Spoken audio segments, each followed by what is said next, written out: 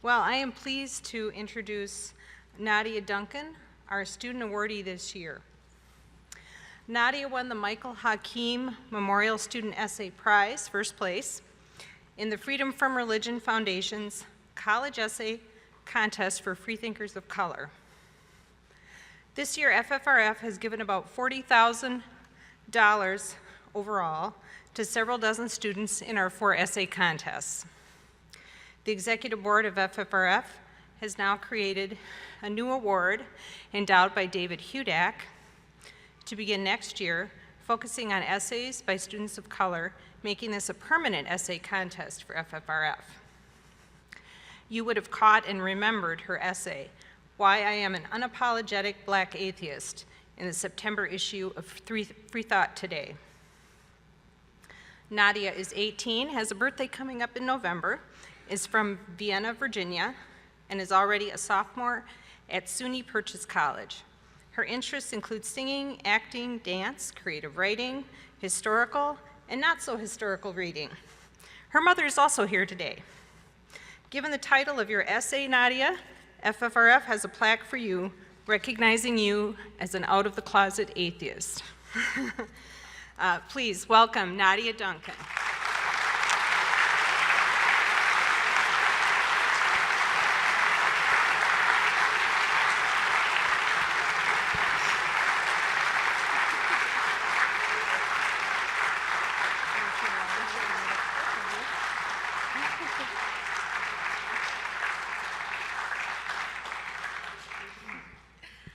Oh my goodness. Wow, thank you so much. Hello. First of all, I would like to formally thank you all for this honor. Thank you to the current co-presidents of the Freedom from Religion Foundation, Dan Barger and Annie Laurie Gaylor, for your tireless efforts in the courtroom, in your community, and across the country to defend free thought and the constitutional edict of the separation of church and state. Thank you. Because of your work, we are able to live in a more just and free-thinking America. And thank you to my mother, Thembi Duncan, who is here with me today. Without her constantly prodding me to pen and submit this essay, I would not be standing here today. I used to call myself a soft agnostic. It was a term that I coined to try and be as inoffensive as possible in my hometown of Vienna, Virginia, while still remaining honest about my unenthusiastic attitude towards organized religious practice. People hear the word atheist and they recoil, as if it describes some sort of violent, dangerous iconoclast. But agnostic sounds tame. People hear agnostic and they think, there's still hope for her. There isn't. I've grown tired of being inoffensive. Therefore, I have claimed a new title, Unapologetic Black Atheist.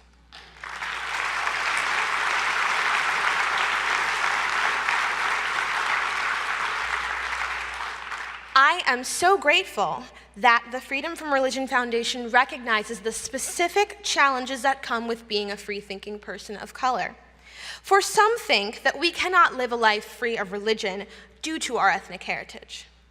This is narrow-minded and uninformed. It is a myth, in the words of our co-founder, Annie Laurie.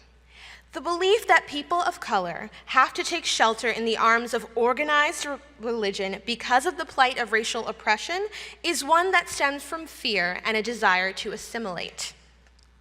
In my research for this speech, I stumbled upon a quote from a book called Christianity in Africa and the African Diaspora, The Appropriation of a Scattered Heritage by Adogame, Gerloff, and Hawk.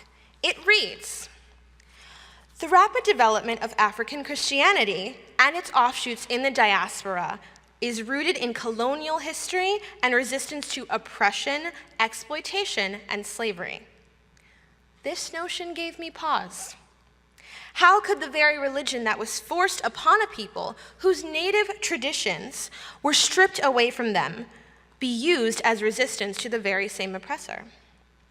As it turns out, these writers' answer was that the enslaved Africans embraced whichever of the various denominations of Christianity that their slaveholders belonged to. They found solace in the promise of heavenly salvation after the horrors of their earthly existence were over. Although I only have the experience of a Black American woman in the 21st century, that explanation does not sit right with me at all. I believe that when the enslaved were faced with some of the most horrible treatment that has ever befallen a group of people in human history, they were forced to cling to any idea that allowed them to retain hope and a sense of community. They did the best that they could with unimaginable hardship and strife. The survivors of enslavement passed their newly adopted beliefs down to their progeny, hoping to pass with these beliefs the strength that would allow them, in turn, to face any of the trials and tribulations of their own lives. Ironically, through to the Reconstruction era, primarily white Christian spaces were still hostile towards Black people, forcing Black worshipers to establish their own churches, particularly below the Mason-Dixon line, because worshiping the right way still didn't mean acceptance into white spaces. Black people were resilient enough to continue on, and the original civil rights movement was housed within the walls of the churches, because those were the only socially acceptable places for the Black community to congregate.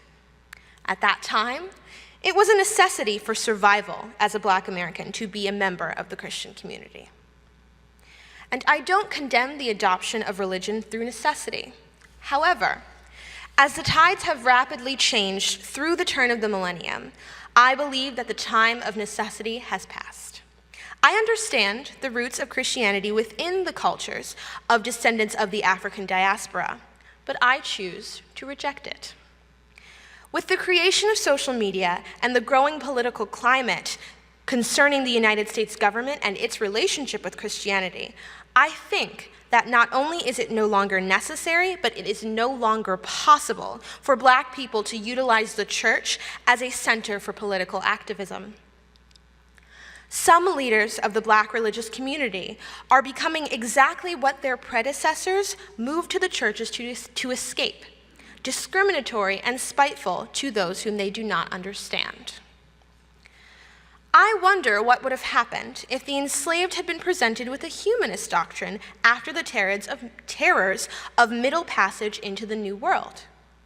Would it have made a difference in how they organized and ultimately fought to end chattel slavery?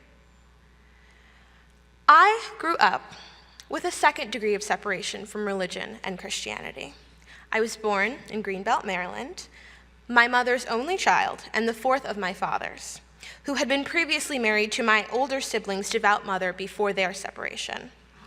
I spent most of my adolescence in Northern Virginia, a unique place that prides itself for being too suburban and affluent to consider itself the rural South, but too historically conservative to be called the North. During my youth, Christianity was always on the periphery of my existence. My mother and father both, in their own ways, seemed apathetic to the idea of religion. When my parents gave me instead of religion was a moral compass anchored in self-confidence. They taught me to respect other people and myself. They taught me that becoming educated would be the most important endeavor of my entire life. And they taught me to stand up for myself in the face of adversity and discrimination. My parents provided the foundation for me to flourish and to have the strength to enter the adult world with poise and confidence, and they were able to do it without any added religious pressures. I was only ever in church services a few times, and always at the suggestion of a second-degree relative. I was given the choice to attend services when I was around 9 years old, and I, obviously, opted out. For what could be more boring to a child than sitting still and listening to someone monotonously drone on about things that don't make any sense? There were a few biblical passages in aging, cracked frames strewn about the house that I grew up in, remnants of my late stepmother, and I would glance at them from time to time. They always put me on edge, but I could never determine why. As I've gotten older, I've realized that what made me so skeptical when I saw these seemingly inoffensive messages of love and divinity and acceptance was that they didn't align with the Christianity I saw in real life. The Christianity that I saw was in the vindictive stares from the devout relatives of my half-siblings during my youth and the careful way they spoke to me, as if bastard child were stamped on my forehead. It is in the news, Fox News. It is in the evangelical protesters who came to my college campus in Westchester, New York last Wednesday, holding spiteful, grammatically incorrect signs and insisting that our liberal LGBTQ-friendly student body had a one-way ticket to hell. Even some of my members of my own family are guilty of this holier-than-thou attitude that leaves my blood boiling. They act as if their Christianity somehow makes them incapable of fault. Not only that, but they act as if the faults of others have some sort of direct connection to their spirituality, or lack thereof. It's as if the steps to becoming a good person can sometimes appear to be hopelessly intertwined with devout Christian belief. How can people who have experienced marginalization themselves be able to project it onto others so easily? The answer is painfully simple. Across cultures, religion is a tool of control. In the December 1992 issue of Free Thought Today, the late Dr. Michael Hakim, for whom my honor is named, wrote, "Christianity provided a system of thought, a climate of opinion that made possible the dehumanization of whole categories of people. Religious indoctrination has caused the deaths of millions of people throughout all of human history, all in the name of a faceless chameleon God whose will aligns with the will of those men who wish to control others. I understand that people need comfort when the worst comes into their lives. We all want to feel accepted in communities of like-minded people, and religious centers can be places of healing and support for some. But I believe that secular spaces just like this one can be just as supportive and just as rewarding. Human beings are naturally curious, and we seek solace from the fear of an inevitable death. But to dwell on the possibility of the end of our individual existence is to ignore the plights that exist in the world around us. We all want to ascribe meaning to our lives, to find a purpose. We want to be able to name the source from which we came. I don't condemn spirituality or the belief in a greater force outside of ourselves, nor do I altogether vilify organized religious practice. But I do believe that morality comes from within, and not from a devotion to a series of antiquated religious practices, regardless of their origin. I believe that true purpose can be established here during our time on earth. We each hold the means to our own destinies. I believe that I can be a good person, a person of value, and a Black person without claiming a religious affiliation. I am, and always will be, an unapologetic Black atheist. Thank you.